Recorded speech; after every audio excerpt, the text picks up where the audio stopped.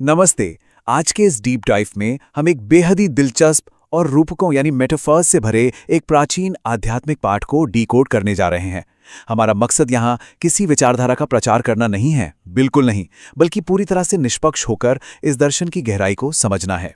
ये एक ऐसी यात्रा है जहां बताया गया है कि कैसे एक आत्मा अपने सबसे निचले स्तर से उठकर वापस अपनी सर्वोच्च स्थिति तक पहुंचती है। तो चलिए इस पूरी फिलॉसफी को एकदम सरल भाषा में समझते हैं। ठीक है, तो चलिए सीधा इसमें गहराई से उतरते हैं और शुरुआत करते हैं इस पाठ के सबसे दिलचस्प रूपक से। यह पाठ उस सर्वोच्च सत्ता को बाबा कहकर बुलाता है। इसमें एक बहुत ही प्यारी लाइन है, मीठे बच्चे, जैसे बाबा प्यार का सागर है, दुनिया में कोई और उनके जैसा प्यार नहीं कर सकता। यह सिर्फ एक लाइन नहीं है, ये इस पूरे दर्शन की नींव है। यहाँ उस परम सत्ता को किसी डरावने, सजा देने वाले रूप में नहीं दिखाया गया है, बल्कि एक ऐसे स्रोत के रूप में दिखाया गया है जहां से सिर्फ और सिर्फ असीमित प्रेम बहता है। और यहीं से हमारा पहला विषय निकल कर आता है, प्यार का सागर। स्रोत के अनुसार इस दुनिया में जहां देखिए हर तरफ निराशा और दुख नजर आता है ना? ऐसे में सर्वोच्च सत्ता एक ऐसी इकाई है जो निस्वार्थ और अनंत प्रेम देती है। पाठ में बड़ा साफ लिखा है कि दुनिया में अक्सर रिश्ते टूटते हैं, लोग एक दूसरे को दुख देते हैं, लेकिन ये जो ईश्वरीय सत्ता है वो केवल प्रेम देना जानती है। इस पूरी फिलॉसफी में आत्माओं को इसी प्यार के सागर से जुड़ने के लिए प्रेरित किया गया है, ताकि वो अपने अंदर के खालीपन को भर सकें। सच में ये एक बहुत ही इमोशनल और गहरा नजरिया है। अब इस आध्यात्मिक सफर को थोड़ा और अच्छे से समझने के लिए हमें एक खास शब्द को समझना होगा, और वो शब्द है श्रीमत। श्रीमत का मतलब होता है श्रेष्ठ से श्रेष्ठ मत, या कह लें ईश्वरीय निर्देश। स्रोत कहता है कि जब आत्माएं दुख के भंवर में फंसी होती हैं तो उन्हें वापस ऊपर उठने के लिए इन्हीं उच्च निर्देशों की जरूरत होती है। मतलब ये कोई रोजमर्रा की आम सलाह नहीं है, इसे सीधे तौर पर आत्मा का परम मार्गदर्शन माना गया है। पाठ का दावा है कि जो भी इस श्रीमत के रास्ते पर चलता है वो अपने सारे दुखों से आजाद होकर एक बहुत ही उच्च आध्यात्मिक स्थिति तक पहुंच सकता है। अब आते हैं दूसरे विषय पर, और यहाँ जो बात सबसे ज्यादा हैरान करने वाली है वो ये कि इस पाठ में ईश्वर का रूप कैसे बताया गया है। देखिए, दुनिया भर की अलग अलग संस्कृतियों में हमने ईश्वर के कई भव्य और विशाल रूप देखे हैं, लेकिन यहाँ सर्वोच्च सत्ता को बिंदु रूपी भगवान या पॉइंट ऑफ लाइट कहा गया है।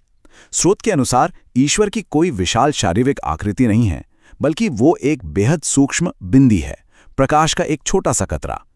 और मजेदार बात तो यह है कि पाठ बताता है कि खुद आत्मा का स्वरूप भी बिल्कुल वैसा ही है, एक छोटी सी चमकती हुई बिंदी। यहां पर एक बहुत ही जबरदस्त कॉन्ट्रास्ट देखने को मिलता है। जरा सोचिए, एक तरफ पूरी दुनिया में बड़े बड़े भव्य देवी देवताओं की मूर्तियों की पूजा होती है, विशाल मंदिर बनते हैं, और दूसरी तरफ इस स्रोत की जो अपनी ध्यान पद्धति है वो सिर्फ एक सूक्ष्म प्रकाश के बिंदु यानी बिंदी को याद करने पर जोर देती है। पाठ का लॉजिक बड़ा सीधा है, जब वो परम सत्ता खुद इतनी सूक्ष्म है तो उससे जुड़ने का, उससे याद करने का तरीका भी पूरी तरह से आंतरिक और सूक्ष्म ही होना चाहिए, न कि भौतिक या बाहरी। है ना एकदम अलग सोच। लेकिन एक सवाल उठता है, आत्मा को इस सर्वोच्च सत्ता को याद करने की जरूरत ही क्यों पड़ रही है? इसका जवाब छिपा है इस एक शब्द में, तमो प्रधान। स्रोत आज की दुनिया की स्थिति को तमो प्रधान कहता है। इसका सीधा सा मतलब है एक ऐसी स्थिति जो पूरी तरह से पतित है, अशुद्ध है और दुखों से भरी हुई है। पाठ के मुताबिक आज की दुनिया अपने सबसे निचले स्तर पर पहुंच चुकी है, जहां बीमारियां और अशांति अपने चरम पर हैं।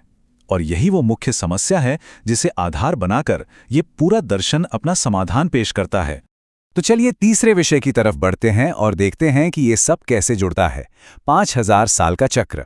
ये फिलॉसफी सिर्फ आत्मा और परमात्मा की बात नहीं करती, बल्कि ये समय को देखने का एक बहुत ही विशाल और ब्रह्मांडीय नजरिया पेश करती है। ये पाठ समय को एक सीधी लाइन में नहीं देखता, बल्कि एक चक्र, एक साइकिल के रूप में देखता है जो हर 5000 साल बाद खुद को हूबहू दोहराता है। इसे हिस्ट्री और ज्योग्राफी का रिपीट होना कहा गया है। वाकई समय को देखने का यह नजरिया अपने आप में बहुत ही अनूठा है। अगर हम इस टाइमलाइन को करीब से देखें तो ये आत्मा की पूरी यात्रा को दर्शाती है। पाठ कहता है कि आज से ठीक 5000 साल पहले दुनिया एकदम शुद्ध थी। इसे सतयुग या गोल्डन एज कहा गया। फिर जैसे जैसे समय आगे बढ़ा, आत्माओं ने जन्म लेना शुरू किया। पाठ के अनुसार एक आत्मा अधिकतम 84 जन्म लेती है। धीरे धीरे हर जन्म के साथ आत्माओं की पवित्रता कम होती गई, वो नीचे गिरती गई और आज का जो समय है वो वही अशुद्ध अंतिम चरण है जिसे हम कलयुग कहते हैं। लेकिन रुकिए, कहानी यहां खत्म नहीं होती। स्रोत का दावा है कि हम ठीक उस टर्निंग पॉइंट पर खड़े हैं जहां ये पुरानी दुनिया खत्म होगी और वापस उसी नई शुद्ध दुनिया यानी सतयुग की शुरुआत होगी। इस चक्र की बात करते हुए स्रोत में एक बहुत ही चौंकाने वाला आंकड़ा सामने आता है, 12 से 150 वर्ष। जी हां, जरा कल्पना कीजिए। स्रोत कहता है कि उस शुद्ध सतयुग में इंसानों की औसत उम्र यही होगी। पाठ बताता है कि उस समय कोई अकाल मृत्यु नहीं होती, हर कोई पूरी तरह से फिट और स्वस्थ रहता है और अपनी पूरी आयु जीकर ही शरीर छोड़ता है। आज के दुनिया की बीमारियों और छोटी उम्र को देखते हुए यह एक एकदम परफेक्ट और आदर्श दुनिया की तस्वीर पेश करता है। तो यहां सबसे महत्वपूर्ण बिंदु ये है कि इस आज की तमोप्रधान दुनिया से उस परफेक्ट सतयुग तक पहुंचने का आखिर रास्ता क्या है। इसके लिए पाठ कुछ बहुत ही खास निर्देश देता है। हमारा चौथा विषय, ज्ञान के रत्न और पवित्रता। देखिए, ये श्रुत सिर्फ हवाई दार्शनिक बातें नहीं करता, ये बाकायदा कुछ बहुत ही सख्त और प्रैक्टिकल कदम उठाने को कहता है। तो आइए देखते हैं कि वो कदम क्या है। चलिए इस कार्यप्रणाली के उन व्यवहारिक कदमों पर नजर डालते हैं। पहला काम, अपनी झोली ज्ञान के रत्नों से भरना, मतलब इस ईश्वरीय ज्ञान को पूरी तरह से अपनाना। दूसरा, बताए गए हर कदम का एकदम कड़ाई से पालन करना। तीसरा और शायद सबसे अहम, किसी को कभी भी दुख न देना और ना ही किसी को नाराज करना। स्रोत बड़ी सख्ती से कहता है कि अगर कोई दूसरों को दुख देता है तो वो खुद दुख में ही मरेगा, और इसके साथ ही पूरी तरह से वफादार और सच्चा रहने की भी शर्त है।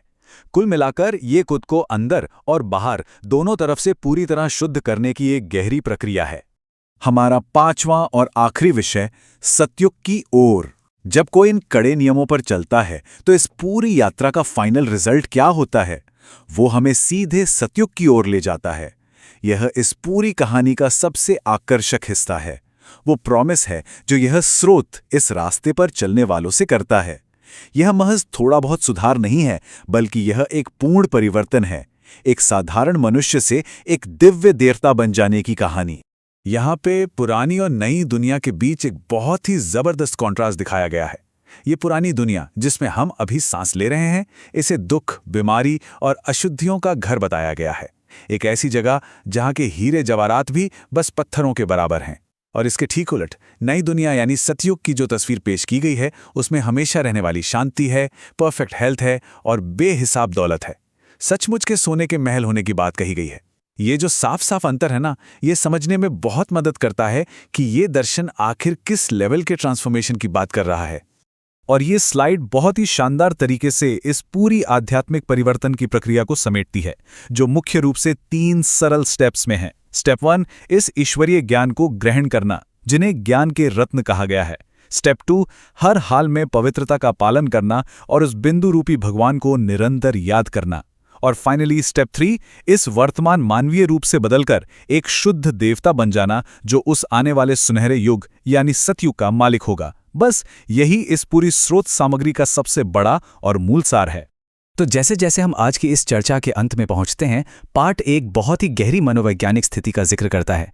ये कहता है कि जब ध्यान केवल एक ही सर्वोच्च सत्ता पर केंद्रित होता है तो इंसान के भीतर एक अचल, अडोल और एकरस स्थिति पैदा होती है। तो ये सोचने वाली बात है, क्या वाकई पहाड़ की दुनिया के शोर से ध्यान हटाकर सिर्फ एक सर्वोच्च बिंदु पर पूरी तरह से फोकस करने से मन की वो परम स्थिरता हासिल की जा सकती है? एक ऐसी अडिग स्थिति जिसे दुनिया की कोई भी परिस्थिति ना हिला सके। इस विचार के साथ आपको छोड़े जाते हैं। सोचिएगा जरूर। इस दिलचस्प दर्शन को डिकोड करने के इस सफर में हमारे साथ जुड़ने के लिए बहुत बहुत शुक्रिया।